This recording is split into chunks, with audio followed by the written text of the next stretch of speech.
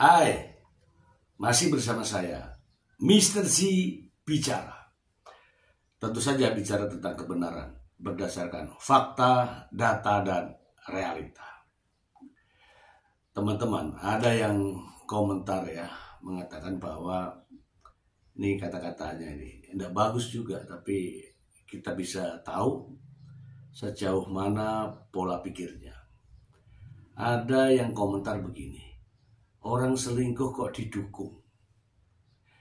Wah, itu salah kaprah itu. Begini teman-teman, selingkuh jelas kita tidak dukung, tapi penyebab selingkuh itu juga ada persoalan lain. Nah, berkaitan dengan Paula Verhoeven, saya meyakini bahwa Paula Verhoeven tidak selingkuh. Selingkuh dalam artian hukum, yaitu hubungan persetubuhan antara lelaki dan perempuan yang bukan pasangan yang sah. Ini hukum berlaku di Indonesia. Kalau tuduhan-tuduhan semacam ini terus dilontarkan dan bisa dibuktikan di pengadilan bahwa tanpa bukti pun, tanpa pembuktian pun, seseorang dinyatakan bersalah. Ini presiden buruk. Banyak istri-istri, banyak perempuan-perempuan, banyak para ibu yang dinyatakan sebagai istri yang durhaka. Itu masalahnya. Kalau ini terus dipertahankan, begitu banyak perempuan-perempuan, istri-istri mendapatkan gelar sebagai durhaka. Karena apa? Hanya berbicara, hanya chat-chatan, hanya ngobrol berdua, bisa dikatakan sebagai istri yang durhaka. Ini bahaya kalau berlaku di Indonesia. Karena hukum kita berbeda. Walaupun mayoritas negara kita ini rakyatnya adalah umat Muslim, tetapi hukumnya dipengaruhi oleh hukum Belanda, bukan hukum Arab. Ingat itu teman-teman. Oke lah, saya tidak mau memperpanjang itu. Saya ingin membacakan berita ini ya.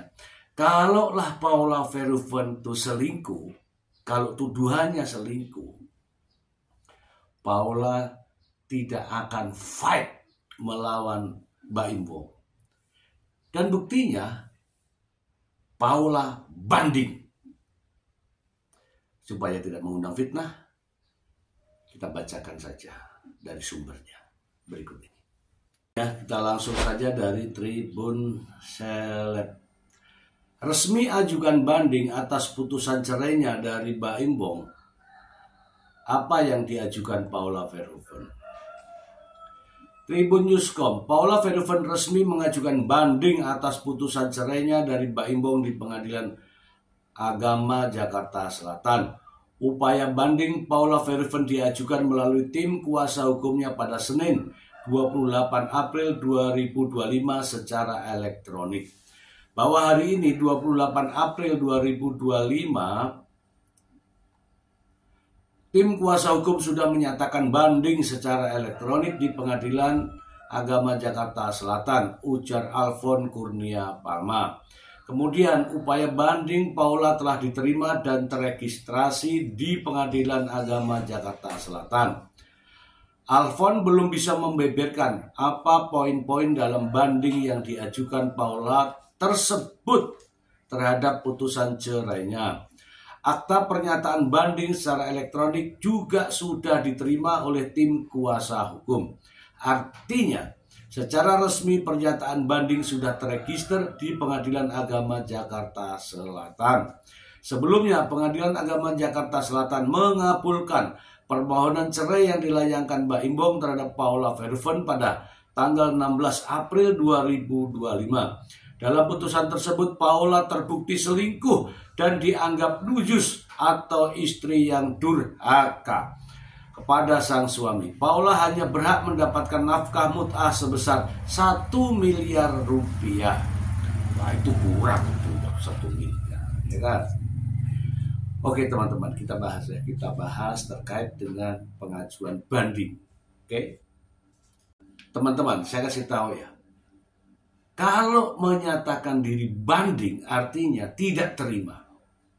Tidak terima atas putusan Pengadilan Agama Jakarta Selatan. Dinyatakan terbukti berselingkuh. Kalau diam saja berarti iya. Tapi kalau banding artinya menolak tuduhan itu, gitu loh. Tambah lagi satu lagi ya.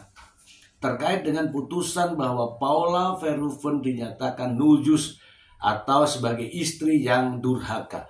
Kemarin sudah dijelaskan ya oleh pakar ya. Yang namanya durhaka sudah pasti nujus. Kalau nujus belum tentu durhaka. Jadi embel-embel atau gelar di belakang sebagai istri yang nujus, inilah yang sedang diperjuangkan oleh Paula Verhoeven. Begini saja teman-teman. Kalau orang bersalah dan kesalahannya itu benar-benar bersalah, tidak mungkin melawan. Sumpah deh, tidak mungkin melawan. Kalau dia melawan tuh artinya tuduhannya tidak benar.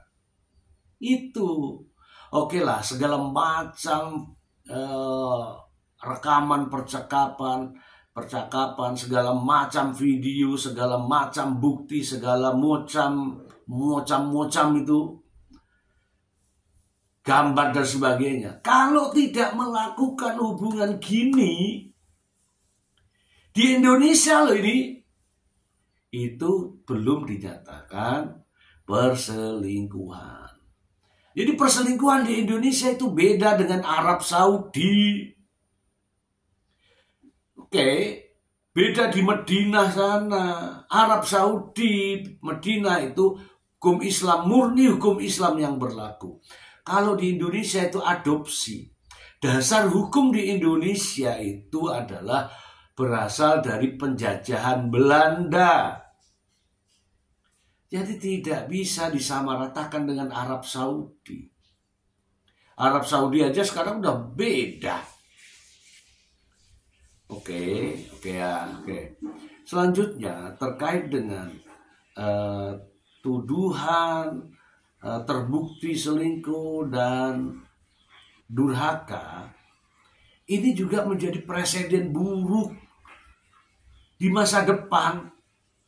Ini emak-emak nih ya, emak-emak, ibu-ibu, mbak-mbak, kalau WA dengan cowok, WA dengan pria lain, ngechat dengan pria lain, nanti dibilang selingkuh, istri durhaka, atau wanita durhaka. Ini presiden buruk teman-teman. Ini Indonesia, gitu loh. Ya beda kalau nanti Indonesia mengadopsi hukum Islam secara murni. Sudah semua emak-emak ada di rumah semua. Ini Indonesia teman-teman. Jadi jangan disamakan ya.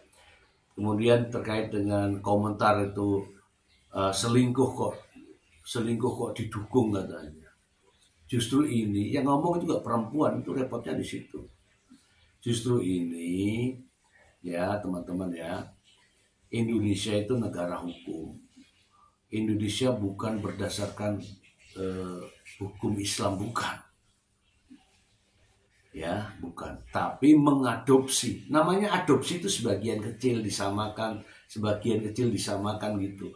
Bukan secara murni teman-teman. Oke ya, sampai di sini ya. Kemudian tidak ada orang yang selingkuh. Kalau benar-benar selingkuh, yang benar ya, pasti diam. Pasti diam. Tidak mungkin melakukan perlawanan. Ya, setidak-tidaknya pasrah. Tapi Paula melakukan perlawanan. Artinya apa? Paula berani melakukan perlawanan karena memperjuangkan sesuatu. yang dituduhkan padanya itu tidak benar. Oke lah, nggak perlu panjang lebar saya berbicara. Sudah banyak yang berbicara. Ya kalau hanya mau mendengarkan saya, percuma kan? Dengarkan banyak hal, banyak pihak, banyak ahli yang sudah berbicara. Contohnya seperti ini. Dengarkan. Seorang istri dituduh berselingkuh oleh suaminya. Dalam keadaan suami tidak punya bukti dan si istri juga tidak bisa membuktikan bahwa dia tidak berselingkuh. Artinya ini pelik lah. Kemudian si istri mengatakan saya tidak bisa melakukan apa-apa lagi kecuali diam. Nah tapi ingat, ketika Anda sudah tidak mampu apa-apa lagi kecuali diam, Anda memiliki Allah Ta'ala di sepertiga malam yang terakhir.